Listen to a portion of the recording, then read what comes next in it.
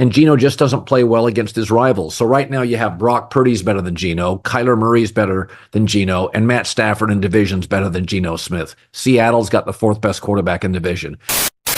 We didn't control the ball, didn't control the clock, turned the ball over, had penalties. Those are the things that we're doing right now. I mean, that's to be totally honest with you. We're just getting in our own way, and we gotta, stop doing that.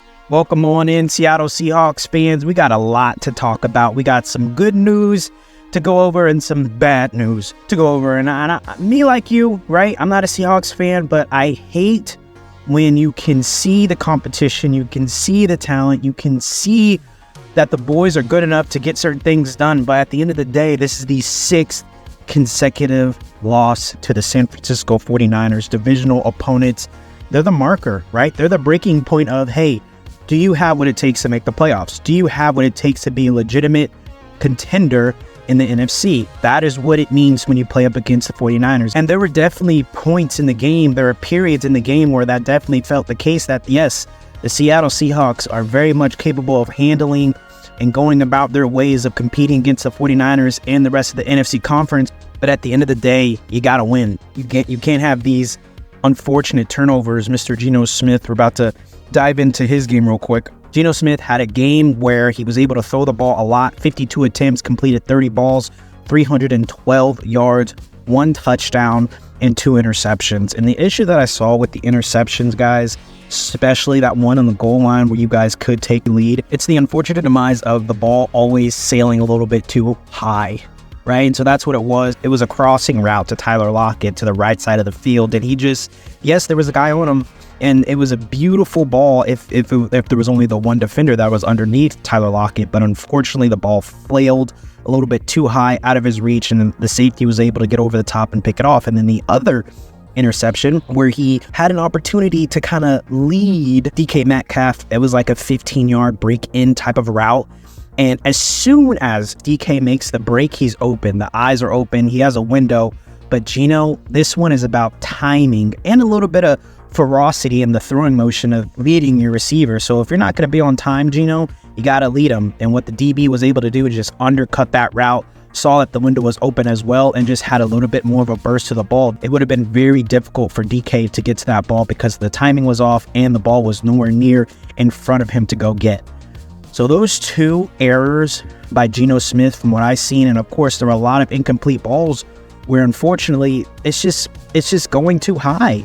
A lot of balls are just going super high for Geno. There are other touchdown attempts, where they're giving the ball, trying to get these end zone jump balls to the receivers. And from my point of view, it's just really unfortunate that the ball can't be placed a little bit better. Now, here's the big question, just because you guys are very vocal, you guys always ask these questions, so I'm here for it.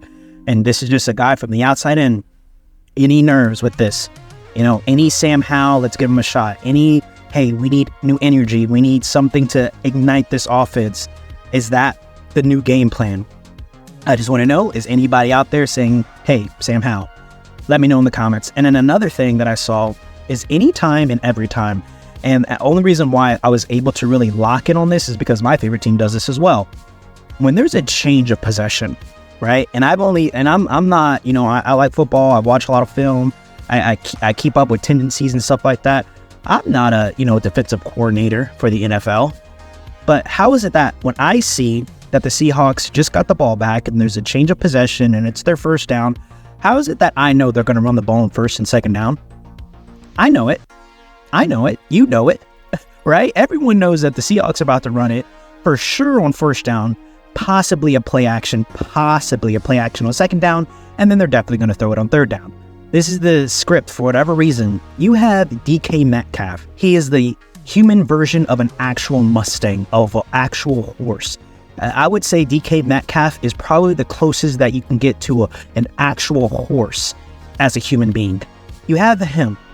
And then you have Tyler Lockett, who literally made the NFL due to his deep threat down the field burst that he was able to stack DBs effortlessly to get those deep passes completed to him. Why not on first down take some shots? Take more shots. We saw that beautiful shot to Tyler Lockett where he was able to get that big gain And then we saw the attempt. It was like DK Metcalf. He was running like an outside stem route. It was like the DB was able to get there at the last second and kind of break it up. I hope you guys remember that. I would say that ball actually gets completed if the timing was a little bit better. DK was open for a while. He had a little bit of a window.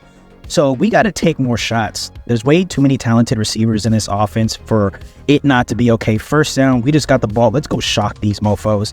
And you already know the 49ers are ready for your run game up the middle. I saw multiple times I saw Nick Bosa cheating because he knew it was going to be an inside run. And he was not protecting that outside boundary whatsoever. So we have to see that, offensive coordinators, please. We have got to see that within the scheme. The simple fact is that, once again, everyone sitting at home can see that the Seattle Seahawks are going to run the ball on first and second down at a change of possession. Let's take a shot on first down next time. Now, this defense, Julian Love, tough game. That unfortunate Debo mess up where he goes for if it looked like 200 yards, honestly, it looked like 200 yards, but he gets that big burst. I think it was like a 70-yarder type of touchdown. And then you have the idea where Julian Love is also supposed to be good with covering tight ends, and George Kittle was able to beat him on a corner route, it kind of looked like, and able to get that touchdown. It was like a pylon out route kind of deal. And so things like that, they got to get cleaned up defensively. But what I would say would really help Julian Love and what would really help the secondary is the pass rush, guys. What happened? And when did Brock Purdy become Lamar Jackson? When did Brock Purdy get the energy of Kyler Murray back there? You guys got to go. And I saw Leonard Williams doing his thing. I saw him trying to create as many plays as possible, but Boye Mafe, edge rushers, you got to get into the backfield and got to get the quarterback. There was one particular play where number 2, I don't know his name, number 2, he was coming on an outside blitz and had a beautiful angle. I think it was a messed up play action, and Mr. Brock Purdy was actually rolling out to that number 2 DB, and he just does a little sidestep, and he just runs and does like 2 twirls, and he runs to the left side of the field and just throws it out of bounds. Like, guys, how many times were there possible sacks? How many times were there possible tackles where they don't pick up the first down that the defense wasn't able to corral the ball carrier and get to? Those are the things that got to get cleaned up. Those are the things that need to be enforced in practice, enforced in game film. When we're watching game film, we got to see that these tackles are not being made.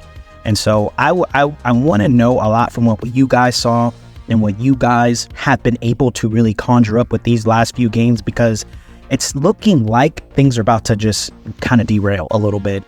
I think there needs to be a new foundation made within the scheme for sure. You have Stallions, like I said, on the outside. Give them a shot. Kenneth Walker is doing the best he can, but I would also say another indicator that I kind of picked up on is that if I see Zach Charbonnet out there, okay, he could probably run the ball, but I think it's probably going to be a pass. And if I see Kenneth Walker back there, okay, I'm probably going to think that it's more than likely going to be a run, or Kenneth Walker is going to be blocking for a pass. These are tendencies, once again, I'm finding. These are tendencies, once again, you're seeing on your couch. Why is it that the offensive coordinator, why is it that Gino can't make audibles, can't make adjustments on the fly to understand, hey, we've done this thing where we come out and we run the ball first and second down when we get the ball back. Let's stop doing that. There needs to be changes within that type of scheme. And another thing that I saw was Laviska Shenault, dude. Let's talk about this. This kid has been all around the league. He is known for his ability to run with the ball in his hand. And you see him on that kickoff, right? And he fumbles. And they pan the camera over to him in multiple times during the breaks. And he's upset. He's frustrated. He's pissed off that he fumbled. I get it. I got you. He gets another opportunity to make a play. And he takes it to the house. What that showed me was a few things. A, Mike Macdonald trusts him. And Mike Macdonald has this identity within him saying, hey, even if our players mess up big, we're going to put them right back out there and give them an opportunity to make a play. And that's what Laviska Shenault did. And that's what I really, really love and really, really respect about how he was able to perform. And I'm just hoping that they can take that identity, that little burst of maturation, and just infect the entire team. Things aren't looking super perfect right now, super beautiful. You guys haven't been playing for 4 straight complete quarters. You lose to the Giants, which is definitely a team that you should have beaten, dang near embarrassed, and then you have a big-time divisional rival opponent in the 49ers the next week, and things don't go at all as well as they should have gone. And so you guys play the Atlanta Falcons in Atlanta in your next game. Make up for it. Come to play. Be aggressive. Start fast. Stop starting slow. Take a shot as soon as you get the ball. Give it to your Stallions. Let them make you better, Geno. Let me know what you all think in the comments. Like, comment, and subscribe.